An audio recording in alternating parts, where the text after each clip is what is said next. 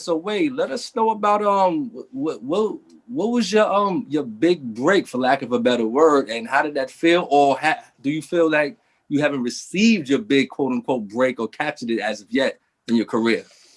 Man, you guys got some great questions. Yes. Let's see. How do I want to answer that?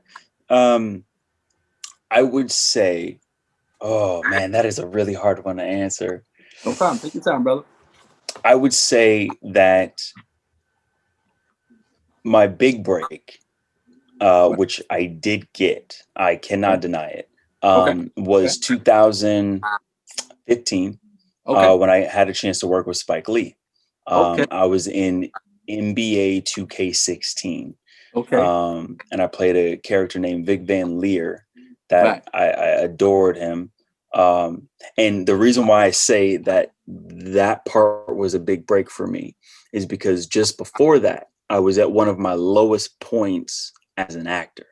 Mm. And I was literally, without having to get too into it, because it'll Hmm. take more time, but I was Right. on the verge of just kind of walking away from it altogether. Really? Mhm. Mm. And it was like I was called to do something. I'll summarize this story. So, at my lowest point, I ended up buying a bottle of wine. It was Francis Ford Coppola. Okay. And then I booked the part, and found out that I was working with Spike Lee, and that we had to fly to San Francisco to do the production at 2K Studios. Right. And Right. so we were making the video game, and then Spike is very generous. The whole time he's very, very generous. Okay. But there's this one particular day that he took us out to a vineyard, Hmm. and come to find out it was Francis Ford Coppola's vineyard. Wow. And that night we were having dinner, and Francis Ford Coppola himself showed up to Mm. that dinner. Mm. So I'm Okay. sitting at the table and I'm thinking to myself about the bottle of wine that I bought, because I said when I bought it that I was going to give myself one last chance, and that I Right. was going to hold on to it and only open it when that special occasion arose. So I'm Right. sitting at this table having this dinner with a director I've always wanted to work with, Right. another director I've admired all my life, Right. Right. in his vineyard. Like it was like the secret, that manifestation thing just like exploding. And Hmm. that was like the moment where I was like, my life is about to change. I didn't know Right. how it was going to change, but Right. I knew in that moment that I just hit a pivot, and Right. I was going to move in a different direction, and Right. I did. So because of how all that came, and it also led into me being on Chirac and working with Spike again, Right. and meeting some, big time, like I met Samuel L. Jackson, I got to work with Nick Cannon, like all of these people that like I've admired in one way or Oh, another.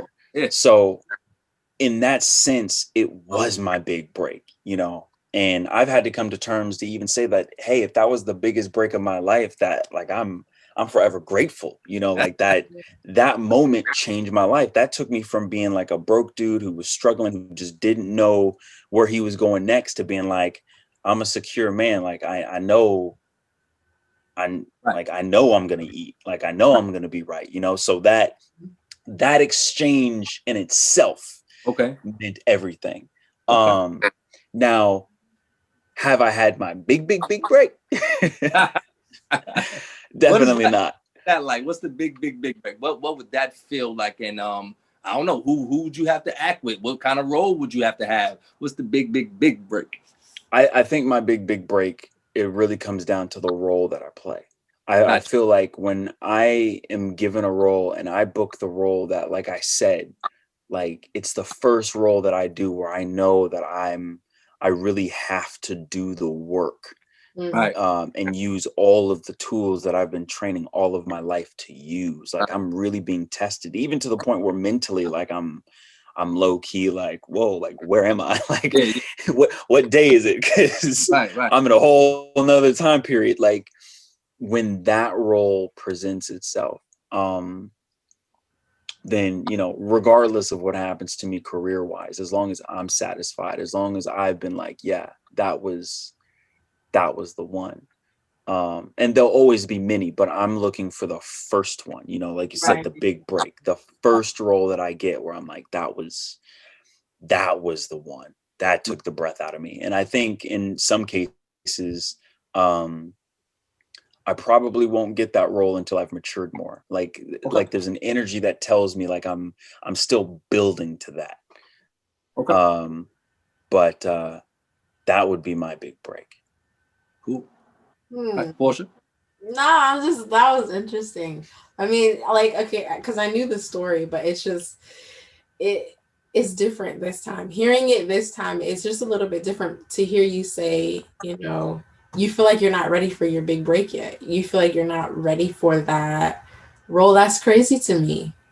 That's crazy. Yeah. I mean, I get it, but I'm like, you like you feel like you're not ready. I don't know. That's why. Why do you feel like you're not ready for that?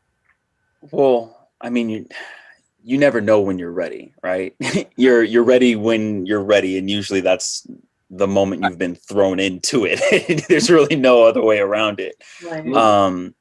But I say that like, I feel myself maturing to it just because of like I just had an audition the other day, which don't get me wrong, the audition was great. But after like sitting down with my agent and like really looking over it, there's still things in my craft that I'm honing in on, and things that I have to get more comfortable with and have an understanding, Right. because doing some of these like these roles, like that Heath Ledger Joker sort of role, Yeah.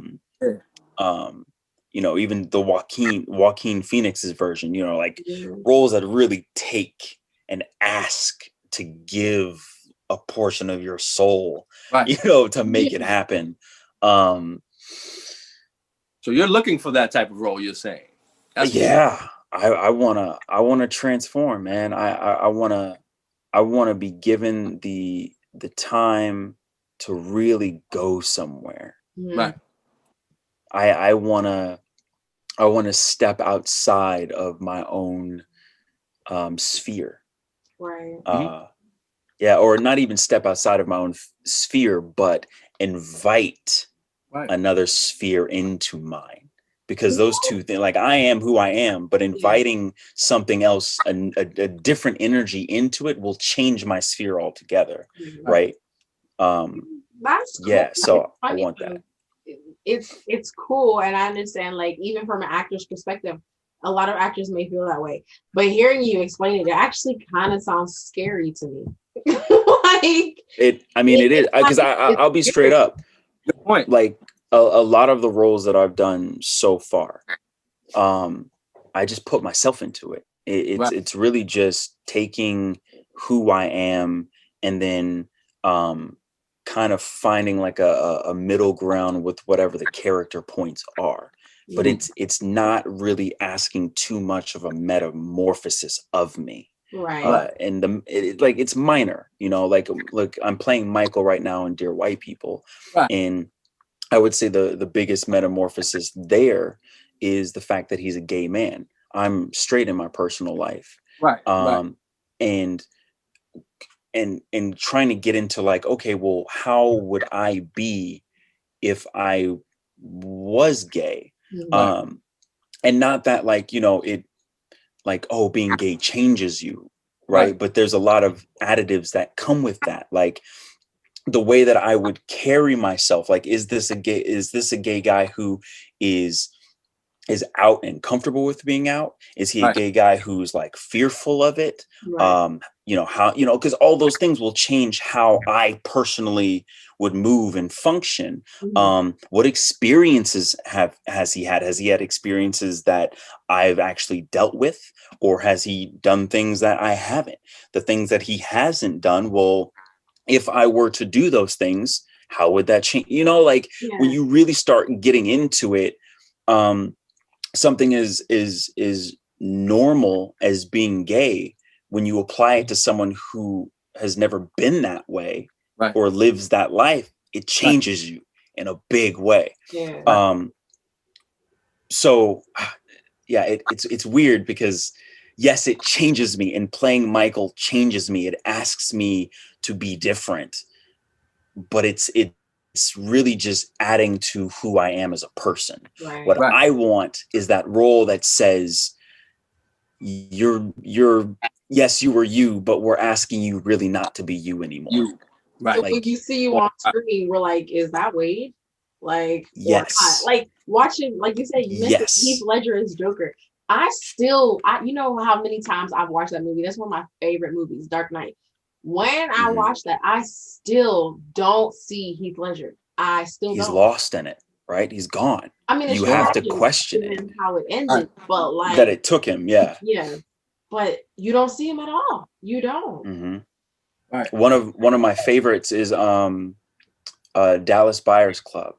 Oh, Um, Matthew McConaughey. yo, yeah, Matthew McConaughey, like another perfect example of like it, like having to really go somewhere. You know, like really having to change and just I don't even know how to explain it. In my mind, I see it. In my mind, I know what it is. Right. It's really hard to put into words, but I want to go there. I want to explore that because I feel like there's a deeper region inside of me that is I won't be able to really truly tap into it until I'm pushed that far. And I Gotcha. want to see that part of me. I want to see and explore that energy within inside of me. But it's going to take something of tremendous force to break through that wall to even get there and tap into it.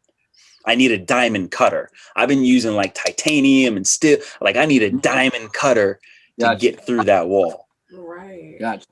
Oh my You know goodness. what? You brought up the role of Michael. You know what? So let's go back to that a little bit. How did you train for a role, or do you train for a role as a homosexual man, being a heterosexual man in your personal life? How do you train for that role? Do you what's that like? So, this is one of those rare cases where, when I went in to audition for Michael, I did not know it was a gay role. Got you. Wow. Um, Okay. and it wasn't until sometime after that I booked it Okay. that it was then made aware of what the So you situation went for the was. role not knowing. Yeah. Just wow, that's Yeah. interesting. So after it And was booked, they just threw it on you like, hey, yeah. And to their credit, I don't think it's something because from what I understood, the role started off as like a possible reoccurring. oh, Um, okay. so I think starting off, the role was just meant to be like a one off, right? Like I was just going to be in one episode, a couple lines, and I was going to be gone. And when I Wow. was speaking with the director, Justin Simeon, when we started like really delving into who this character was, I don't think in the beginning they were really expecting the character to be anything. It's just kind of something that naturally evolved, sometime um, just after the casting process or something. But the point is, I booked it and I didn't know right away. Right. So when I was presented with it, I was excited because Mm-hmm. it's, I've played gay roles before, but there Okay. was just something different about this one. This one felt a little bit more heavy. And again, it was leaning more towards in that direction that we were talking about, where it requires a little bit more of yourself. This isn't just something that you can just like skate Right. by on. Right. Um, so I was up for the challenge, and I took it a day at a time. I was also blessed because I had a great actor friend that I Mm-hmm. on set, and talking with him and just kind of working with him, Right. it got me. I was able to kind of like let go and relax and I had someone to communicate with. Right. Um, his name is Griffin Matthews, by the way. Okay. Um, and I love him to death. And yeah, he really made the entire process easy. And if I ever had any questions or if I, any kind of doubts or whatever, he just kind of laid all that to rest. Right. And then we also had conversations about, again, being a straight man playing a gay guy and what my fears are and Right. anything that was going in my head. But I ultimately I just took it a day at a time. Gotcha. And also everyone else on set, because there's a lot of LGBTQ that are on set. So just kind of Okay. like I'm also I'm a kind of person who kind of like stands back, and like Mhm. you won't necessarily hear me talk. I know I can talk. Right. Obviously, I talk. Um, but there's a lot of times where I know to just kind of stand back and observe and not say anything. So I Mm. was able to do a lot of that as well, and just make my notes. And then when we went to perform, just, They- try things. And if the director didn't like it, we'd adjust. And then I think by the time the end of the third season, I finally had a really good grips of Right. who this guy was. Right.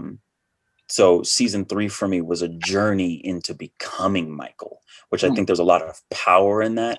And I Right. think how it worked, it worked out perfectly. Giving me that. It was exactly what it was supposed to be, a journey.